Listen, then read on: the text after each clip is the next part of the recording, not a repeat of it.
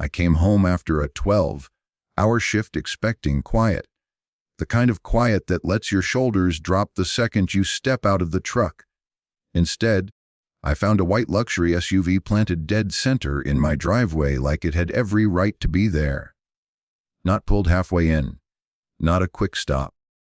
Fully blocking my garage, wheels perfectly straight, engine still ticking like the driver had just walked away. I stood there in dusty work boots, staring at it, telling myself this had to be a mistake. Then the front door across the street opened. A woman in spotless designer athleisure smiled and waved like we were longtime neighbors. "Oh yeah, that's mine," she said casually. "I'll just be a few minutes." That was the moment I realized this wasn't about parking. By the next morning, there was an HOA violation taped to my work truck. By the day after that, I learned the woman using my driveway was the HOA secretary, and her husband. He ran the board. Suddenly, everything made sense. That driveway wasn't convenience. It was a test. A way to see how much of my own property they could take without a fight. And right then, I decided I wasn't going to argue, yell, or beg. I was going to document every move they made and build something they couldn't pretend wasn't there. If you want to hear more true stories like this, make sure you hit that subscribe button to HOA Gone Wild and tell me in the comments, where are you watching from? I need to rewind a little to explain how I even ended up in this situation, because none of it happened overnight. After my divorce, I moved back into my late grandmother's old ranch-style house in a small town called Maple Ridge, Wyoming. It wasn't fancy, it wasn't updated, but it was solid, paid off, and full of memories. The house had been standing there long before the HOA ever existed, which turned out to matter a lot later, even though I didn't realize it at the time. Back then, all I wanted was a reset. I worked construction, left the house before sunrise most days, came home worn out, and kept to myself. My teenage daughter, Emily Carter, stayed with me every other week. I needed routine. I needed stability. I needed a place that felt like ours. From the moment I moved in, it was clear the HOA had a very specific idea of who belonged in that neighborhood, and I wasn't it. The look started first. Neighbors slowing down as they passed my driveway. People glancing at my work truck like it was an eyesore instead of a vehicle. Then came the comments. "That thing stays here overnight. You really wear those boots everywhere, huh?" None of it was openly hostile, just enough to let me know I was being watched. A few days later, Karen Bellows introduced herself. She walked up while I was unloading tools, smiling like we were already friends. Perfect hair, perfect posture, dressed like she had stepped out of a real estate brochure. She told me she was the HOA secretary and a local real estate agent, and the way she said it made it sound less like an introduction and more like a warning. She started listing rules I had never seen before. No commercial vehicles on the street. No unsightly equipment visible from the road. Quiet hours that somehow didn't apply to weekend parties I had already noticed. She spoke slowly, calmly, with that practiced tone people use when they want you to feel small but can't afford to sound rude. Every sentence ended with a smile, like she was doing me a favor by explaining how things worked. Then, almost as an afterthought, she mentioned her husband, Derek Bellows, was the HOA head. She didn't brag. She didn't need to. The message was clear. This wasn't a conversation between neighbors. It was a power introduction.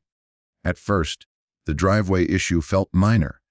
Karen mentioned she sometimes used it during property showings because, according to her, it lined up better for photos and kept clients from blocking the street. She said it like it was a harmless habit, something everyone had always been fine with. I figured it was temporary, a leftover arrangement from before I moved in. I assumed once she realized someone actually lived there again, she'd stop. She didn't. The first time I came home and saw her SUV in my driveway, I let it go. The second time I waited. The third time I asked. Each time the answer was the same, casual, dismissive, like my property was community space and I was the inconvenience. She'd say she would move it in a few minutes, then disappear for nearly an hour. That's when the HOA notices started showing up. I parked my work truck on the street one night and found a violation notice on the windshield the next morning. I parked it in my driveway the next night and got another notice for commercial vehicle visibility. No warnings, no grace period, just fines. Meanwhile, Karen's SUV sat in my driveway without a single piece of paper touching it. I tried to be reasonable. I emailed the HOA asking for clarification on the rules. I asked where they were written. I asked how driveway use was being determined. The replies were vague and slow, always signed by Derek, always worded like policy was policy, and exceptions were none of my business. Except there clearly were exceptions. The more I paid attention, the more I noticed patterns. Other working residents kept their heads down. Trucks disappeared overnight. People parked blocks away instead of risking another violation. Karen, on the other hand, treated my driveway like a loading zone. Sometimes she wasn't even home when her SUV was there. It became obvious that this wasn't convenience. It was entitlement backed by authority. What bothered me most wasn't the inconvenience. It was the assumption. The way she spoke to me, the way the HOA acted, it was like they expected me to accept it quietly. Like this was just the price of living there. And maybe that's what had worked before. Maybe my grandmother had dealt with the same pressure and chosen peace over confrontation. I didn't know it yet, but that realization was the beginning of everything. Because once I understood that this wasn't an accident or a misunderstanding, I stopped treating it like one. I started paying attention. I started saving emails. I started taking photos. And I stopped assuming that people in charge were automatically right. That driveway wasn't just a strip of concrete anymore. It was the first line they crossed. The violations didn't come all at once. They came steadily, deliberately, like someone turning a screw one slow rotation at a time. Every time I parked my work truck on the street, there was a citation waiting for me by morning. Bright paper tucked under the wiper, impossible to miss. If I parked in my own driveway, I got a different notice about commercial visibility. It didn't matter what I did. There was always a rule I was breaking. Meanwhile, Karen's SUV sat in my driveway untouched, sometimes for half an afternoon, sometimes long enough for the engine to go cold. Not once did it receive a warning. I finally emailed Derek directly and asked how that made sense. His reply was short and carefully worded. He said the HOA had discretion when it came to temporary use and enforcement priorities. No explanation, no apology. Just that one word, discretion. And it became obvious very quickly that discretion only moved in one direction. A week later, I came home to find bright orange cones blocking my driveway.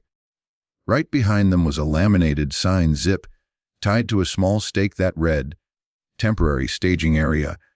I actually laughed out loud when I saw it, because it was so absurd. This wasn't a shared driveway. It wasn't an easement. It was my property, the same concrete slab my grandmother had poured decades earlier.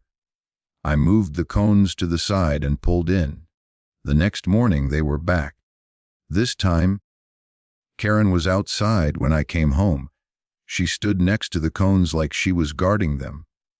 When I asked what she thought she was doing, she smiled and said it was easier for everyone if I didn't make a fuss. She said real estate showings were important for the neighborhood's image. She said the driveway had been used, like this, for years. I told her that stopped the day I moved in. She laughed, not nervously, not awkwardly. She laughed like someone humoring a child and said, "Everyone's used it for years." You don't own the neighborhood. That sentence hit harder than any fine. It wasn't about misunderstanding anymore. It was about belief. She genuinely believed her role gave her authority over things that didn't belong to her. And worse, she believed I wouldn't challenge it. That night, I didn't sleep much. I kept replaying that conversation, thinking about how casually she dismissed me, how confident she sounded. I realized then that if I kept treating this like a neighbor dispute, I was going to lose. People like Karen don't back down when you ask nicely. They back down when asking starts to cost them something. So I stopped reacting, and I started recording. I photographed every violation notice the moment it appeared. I took wide shots of my driveway whenever her SUV was parked there and close up showing license plates and timestamps. I saved emails, even the short dismissive ones. I installed cameras pointed only at my property, careful not to give them anything they could twist against me. I logged dates and times in a notebook I kept in my truck. Patterns started to emerge almost immediately. Violations only appeared on days my truck was visible. Karen's SUV always arrived during business hours and never got cited. When I moved the cones, new ones appeared within hours. It wasn't random. It was systematic. The HOA escalated quietly. The fines increased. The language in the notices became sharper, more threatening. One letter warned about further action if I didn't comply. Another mentioned towing as a possibility. Derek never answered questions directly. He just referenced policy and discretion again and again, like repeating the word made it legitimate. Neighbors started acting different too. A few avoided eye contact altogether. Others whispered quick warnings when no one else was around. One guy down the street told me under his breath that it was better not to fight the board. Another said he had tried once and regretted it. Nobody wanted to be the example. Karen, on the other hand, grew bolder. She stopped pretending the driveway use was temporary. Sometimes she'd park there and leave on foot. Sometimes she'd have clients waiting in her SUV while she showed houses nearby. Once, I came home to find her leaning against my garage door, talking on her phone like it was her personal office. Every time I confronted her, she acted amused, calm, unbothered, like I was overreacting to something trivial. That calmness told me everything I needed to know. She felt protected. She felt untouchable. But the more she pushed, the more confident I became, because every move she made added another piece of evidence. I wasn't yelling. I wasn't threatening. I wasn't breaking rules. I was building a record. And the longer it went on, the clearer it became that this wasn't a mistake or a misunderstanding. It was selective enforcement, plain and simple. People like this rely on exhaustion. They count on you being too busy, too tired, or too afraid to keep track. They assume you'll give up before they do. They were wrong about me. Because once I started seeing the pattern, I understood something important. This wasn't going to stop on its own, and it wasn't going to end with a polite conversation. It was only going to end when continuing started to hurt them more than stopping ever would. The first real escalation didn't come in the form of another letter or fine. It came with flashing lights. I was half asleep when my daughter shook me awake and said there was a truck outside. When I looked out the window, my stomach dropped. A tow truck was backed up toward my work truck, amber lights spinning, cables already laid out. A sheriff's deputy stood nearby with his hands on his belt, watching like this was routine. And off to the side, calm as could be, stood Karen with her arms crossed, phone in hand, wearing the kind of satisfied smile people get when they think they've finally won. She didn't say a word when I stepped outside. She didn't have to. Her body language said everything. This was the moment she'd been pushing toward, public, intimidating, final. The tow operator started explaining that he'd been called for an illegally parked commercial vehicle. Karen chimed in immediately, her voice suddenly soft and concerned, saying she felt unsafe and harassed and that she'd tried everything to resolve the situation peacefully. Derek wasn't there, but his influence was. The paperwork was official. The tone was already set. I asked the deputy if I could show him something before anything happened. I walked to the edge of the driveway and pointed out the survey markers I had uncovered weeks earlier. I showed him the original property plat I kept printed in a folder by the door.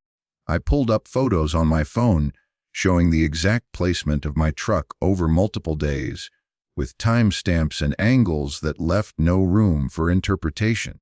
I explained, calmly, that the truck was parked entirely on my own property and that this was an ongoing dispute involving selective enforcement. The deputy listened. He didn't rush me. He didn't look annoyed.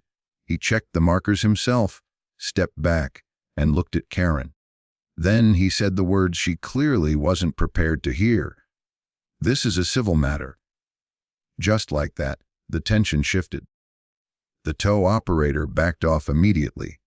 The deputy told Karen that no tow was happening and that any further action would need to go through the courts. He suggested everyone document their claims and handle it legally. Then he left. Karen stood there smiling the whole time. Not embarrassed. Not angry. Smiling. That smile stuck with me long after the tow truck pulled away. It wasn't relief. It wasn't confidence. It was calculation. Like she'd just checked one option off a list and moved on to the next. I didn't have to wait long to find out what that next step was. A few days later, I was served papers at my job site. Karen's real estate company was suing me. The claim said I had interfered with her business operations, intimidated her clients, and disrupted her ability to conduct showings. It accused me of creating a hostile environment. But buried in the language was the detail that made my hands start shaking as I read it. She claimed she had long-standing access to my driveway, not permission, not temporary use, access. She was trying to establish that her repeated use of my property was expected, accepted, and therefore justified. That what she'd been doing wasn't trespass, but tradition. That my objection was the problem, not her behavior. It hit me all at once. This wasn't just harassment anymore. This was a strategy. Every cone, every fine, every smile, it was all building toward this. She wasn't trying to scare me into compliance. She was trying to wear me down long enough to rewrite reality on paper. If she could convince a court that she'd always used the driveway and that I had only recently objected, then suddenly theft became entitlement. That's when I understood how dangerous this had become. Because this wasn't just about my driveway. If this worked, it would set a precedent. It would mean anyone with enough authority and patience could take pieces of someone else's property simply by using them long enough and daring them to fight back. I went back through my records that night with new eyes. The photos, the dates, the emails, the way her behavior had escalated the moment I moved in, the timing of the violations compared to her showings. It all lined up too cleanly to be accidental. She wasn't improvising. She was executing a playbook. I also realized something else, something quieter but just as important. If she was bold enough to put this claim in writing, it meant she believed I wouldn't challenge it. She believed I wouldn't dig deeper. She believed I'd get overwhelmed, scared, or broke trying to defend myself. She had mistaken my silence for weakness. That night, I sat at the kitchen table long after my daughter went to bed, spreading documents out across the surface, old surveys, HOA notices, property records. I stopped feeling angry and started feeling focused.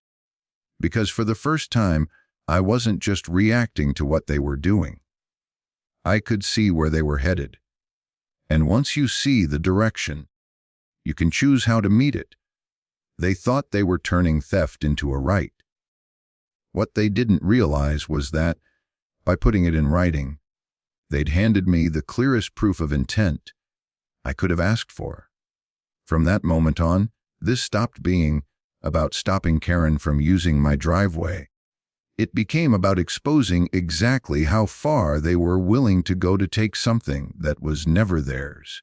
I started digging through my grandmother's old files looking for something simple. A note. An agreement. Anything that explained why Karen felt so comfortable using my driveway. I honestly expected to find nothing and move on. What I found instead felt like opening a window into a long, quiet fight my grandmother had been losing by herself. The folders were neat, labeled in her handwriting. HOA correspondence, property taxes, insurance, and then a thick envelope stuffed with violation notices, years' worth of them. Some yellowed with age, others still crisp. Most were for things that barely made sense. Parking violations when her car hadn't moved in days. Warnings about landscaping she physically couldn't maintain anymore. Notes about community standards, written in language vague enough to mean whatever the board wanted it to mean that week. Tucked between the notices were letters she had written but never sent. Drafts crossed out and rewritten. Questions asking why she was being singled out. Requests for clarification that never received responses. One note, written shakily near the end, said she felt pressured and confused and didn't understand why rules kept changing. Reading it made my chest tighten. She hadn't been defiant. She hadn't been careless. She had been tired. That's when it clicked. This wasn't new behavior. Karen hadn't started with me. She had finished with my grandmother. The pattern was unmistakable. Selective enforcement. Escalation when challenged. Silence when questioned. Pressure applied slowly enough that it never felt dramatic, just exhausting. My grandmother hadn't lost because she was wrong. She'd lost because she didn't have the energy to keep fighting people who controlled the paperwork. That realization changed something in me. This stopped being just my problem. This was unfinished business. Buried at the bottom of the box was a copy of the original HOA charter. Not the glossy version they emailed out now, but the early document filed when the association was formed. I almost skipped it, assuming it wouldn't matter. Then I saw a section highlighted in my grandmother's pen. It was an exemption clause. Homes built before the HOA was incorporated were not subject to certain restrictions added later. Among them were driveway usage rules and parking limitations that didn't exist when the house was built. The language was clear. No loopholes, no maybes. The house I lived in wasn't just older than the HOA.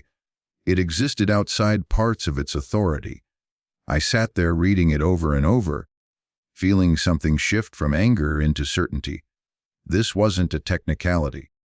It was a boundary they had ignored for years, because ignoring it was easier than admitting they didn't have control. My property wasn't just mine. It was protected. The next step was confirming what I already suspected. I hired a licensed surveyor, someone with no connection to the HOA or anyone in the neighborhood. When he finished, he walked me through the markers, explaining everything carefully. The driveway edge to edge fell entirely within my property line. There was no shared access, no easement, no gray area. Karen's SUV hadn't been parked in a questionable space. It had been parked squarely on land she had no right to use. I thanked the surveyor, paid him, and didn't say anything to the HOA. Not a word. I didn't send emails. I didn't demand apologies. I didn't warn anyone. I stopped reacting. Up until that point, everything I'd done had been defensive, responding to notices, explaining myself, proving I wasn't wrong. Now, for the first time, I understood I didn't need to convince them of anything. The facts existed whether they acknowledged them or not. And facts are patient. I started looking at everything differently. The lawsuit language, the way Karen claimed long-standing access, the cones, the fines, the towing attempt. It all fit together now. They weren't enforcing rules. They were manufacturing consent through repetition. Use it long enough. Punish anyone who objects, and eventually people stop remembering how it started. But paper doesn't forget. Every notice they sent my grandmother became evidence. Every email they ignored became evidence. Every time Karen used my driveway after I moved in became evidence. And by putting their claims into a lawsuit, they had unknowingly locked themselves into a position they couldn't walk back from. They had declared their intent in writing. That's when planning replaced frustration. I met with a lawyer and laid everything out. The survey, the exemption clause, the pattern of enforcement. He leaned back in his chair, smiled slightly, and said something I'll never forget. They're treating this like a power problem. It's actually a property problem, and property problems are very hard to bluff your way through. We talked options, restraining orders, countersuits, complaints to the county. But one option stood out. Something simple, something permanent, something that didn't require their cooperation at all. I was allowed to build on my property line, fully legal, fully compliant, fully within my rights, and if Karen truly believed she had a right to my driveway, then building would force her to confront reality in the most undeniable way possible. I went home that night calmer than I had been in weeks. Not relieved, focused, because for the first time since this started, I wasn't guessing what to do next. I had facts, I had proof, and I had a plan. They thought they were dealing with someone they could wear down.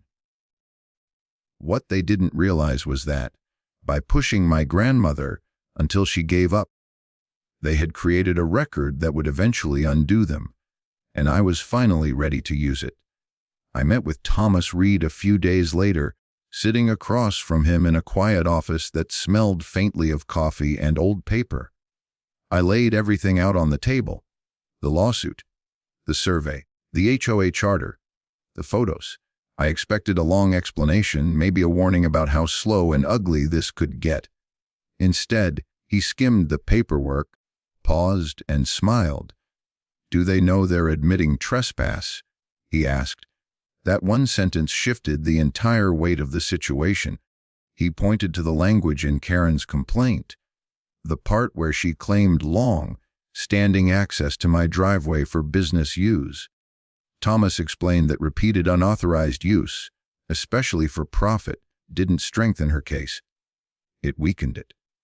The more she insisted it was normal, the clearer it became that she knew exactly what she was doing. We went over my options carefully. I could countersue. I could ask for an injunction. I could drag this out in court for months. But then Thomas leaned forward and asked me a different question. "What do you want to stop?" The answer was simple. I wanted her out of my driveway, permanently. He pulled out the zoning maps and the county code. We reviewed setback requirements, drainage rules, visibility lines. When he finished, he looked up and nodded. "You can build a boundary wall right here," he said, tracing the property line with his finger. "Fully compliant, clean, permanent. And once it's up, there's no argument left." The best part was that it didn't require permission from the HOA. The charter exemption protected me. The survey supported me. The law allowed it. So I stopped talking and started moving. I hired a small local crew I trusted and told them to keep it quiet. No announcements, no posts, no heads up to the board. We pulled permits, scheduled inspections, and waited for the paperwork to clear. When the date came, we showed up early, just as the sun was coming up, and right on schedule. Karen's SUV was parked in my driveway. I watched from the porch as my crew unloaded tools. The first shovel hit the ground. The chalk lines went down, marking the exact boundary. It took Karen longer than usual to notice. When she did, the reaction was immediate. She stormed across the street, demanding to know what was happening. I told her calmly that I was building on my property. Nothing more, nothing less. She accused me of harassment. She accused me of retaliation. She threatened consequences. Then she pulled out her phone and started making calls. Inspectors arrived within hours. First was the building department. They checked the permit, the measurements, the materials. Everything was in order. Next came code enforcement, same result. Later that afternoon, another inspector showed up, this time looking annoyed that he'd been called out. He measured, took photos, and cleared the site without comment. Karen's SUV stayed parked where it was until the concrete truck arrived. At that point, reality started to sink in. The foundation was being poured exactly where the survey markers sat. There was no room for interpretation. Once that concrete set, her access was gone. She panicked. Emails started flying from the HOA accusing me of disrupting the community. I received notices about drainage concerns, sightline issues, even claims that the wall would lower property values. Each complaint triggered another inspection. Each inspection ended the same way. Approved. The wall went up slowly, deliberately. Each block stacked was another inch of certainty. I didn't rush it. I didn't taunt anyone. I showed up, worked, and went home. Karen stood across the street watching more than once, her calm confidence gone. She tried smiling again, but it didn't land this time. Neighbors started stopping by quietly. Some asked questions. Others just nodded. One older man thanked me under his breath and said he wished he'd done something years ago. That was when I realized this wall wasn't just changing my situation. It was shifting the balance of the whole street. The HOA tried one last angle. They sent a notice claiming the construction needed board review. Thomas responded with a single letter citing the exemption clause and county approval. That ended the conversation. By the time the wall reached waist height, Karen stopped parking in my driveway. She didn't say anything. She just stopped. Her SUV stayed across the street, then further down, then out of sight entirely.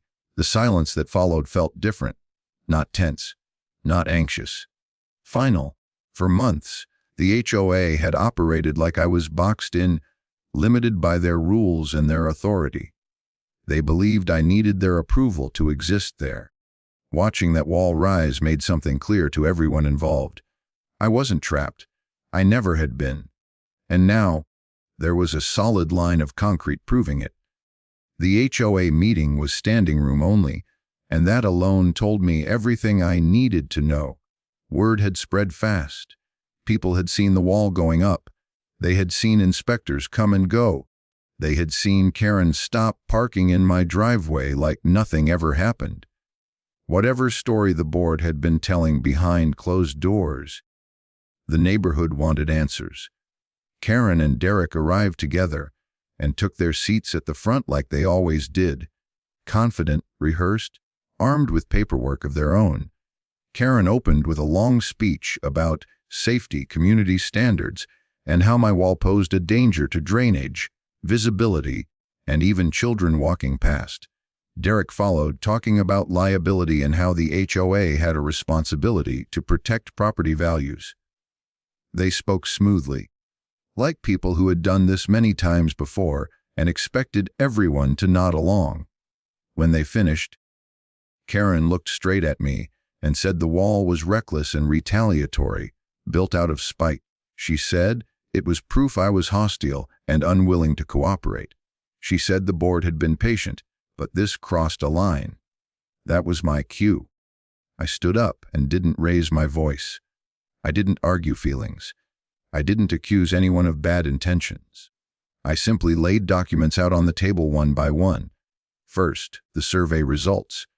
I passed around copies showing the exact property line, clearly marked, with the wall built entirely within it. No encroachment, no shared space, no ambiguity. Then the HOA charter. Not the updated version they liked to reference, but the original filing. I pointed to the exemption clause that applied to my home, explained when it was built, and showed how driveway restrictions didn't apply to my lot. I watched faces in the room change, as people realized rules they had been fined under might not have applied to them either. Next, I read directly from Karen's lawsuit, her own words, her claim of long-standing access to my driveway for business purposes. I didn't add commentary. I didn't need to. Hearing it out loud did more than any argument ever could. People shifted in their seats. A few heads turned toward Karen, who suddenly looked very interested in her notes. Finally, I handed out copies of financial records. This was the part Derek hadn't prepared for. The documents showed HOA fine revenue routed to Derek's construction company through contracts that were never competitively bid. Projects approved without votes. Payments approved without disclosure. It wasn't dramatic, it was methodical. Dates, amounts, signatures. The room went quiet in a way I'd never experienced before.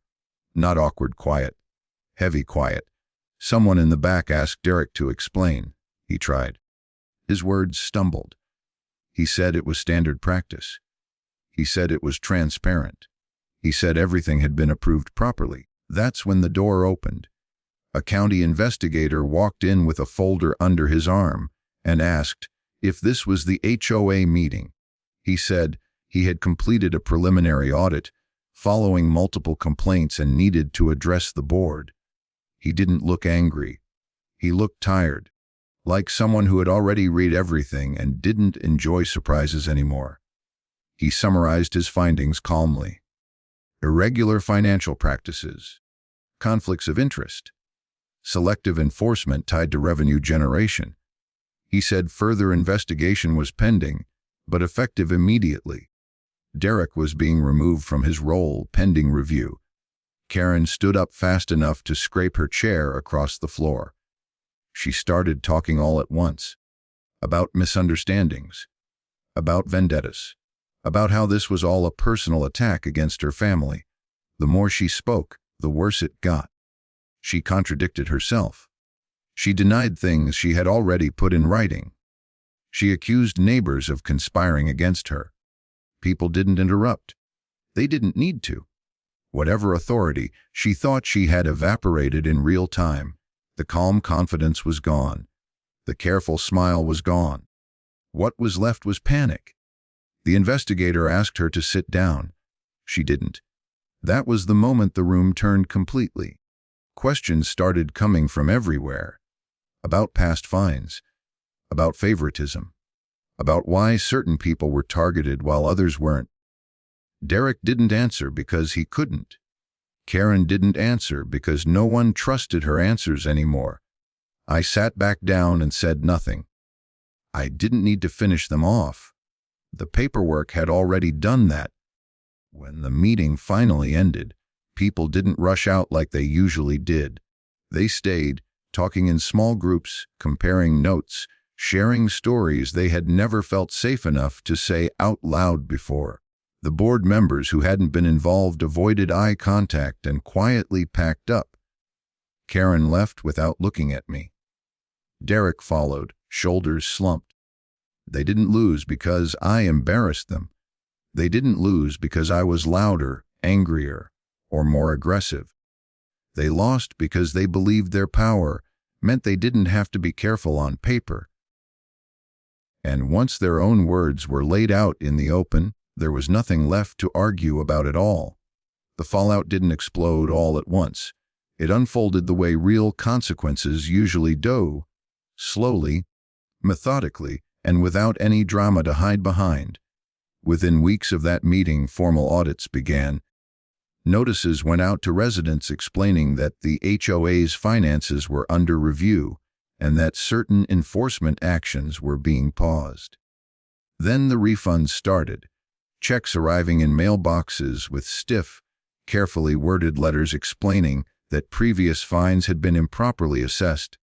Some people were owed a few $100s, others far more. Each refund was an admission, even if the letters never used the word.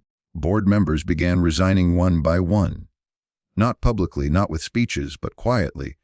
Emails sent late at night. Names removed from the website. people distancing themselves as fast as possible from something they suddenly realized could follow them. The board that once felt untouchable shrank into something small and nervous. Karen disappeared first. Her real estate license came under review after multiple complaints were filed, not just by me, but by residents who now felt safe enough to speak. Claims of intimidation, misuse of private property, conflicts of interest. I didn't follow the details closely. I didn't need to. The fact that it was happening at all said enough. A few months later, a for sale sign appeared in front of their house. It stayed up longer than anything Karen had ever listed. Then one morning, a moving truck showed up. No announcements, no goodbyes. By the end of the day, the house was empty. Derek was already gone by then, his name tangled up in an investigation that wasn't resolving quickly or quietly. The wall stayed. No one challenged it. No one questioned it.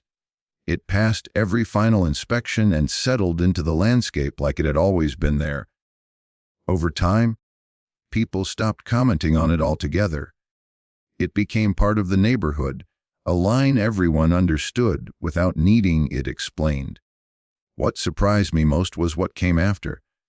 Neighbors I barely knew started stopping by. Some apologized for not speaking up sooner. Others thanked me quietly, looking over their shoulders as if old habits were hard to break.